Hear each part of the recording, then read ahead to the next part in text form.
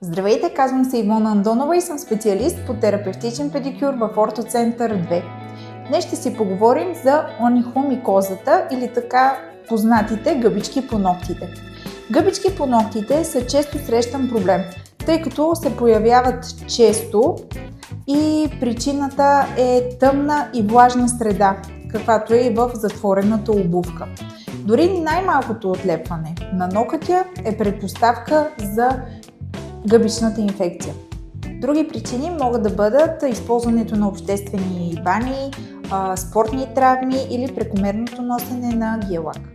Често хората си мислят, че могат да се справят сами в къщи с прилагането на различни продукти, но истината е, че трябва да се посети специалист, който трябва да почисти нокътят в дълбочина, за да може лечението да бъде ефективно.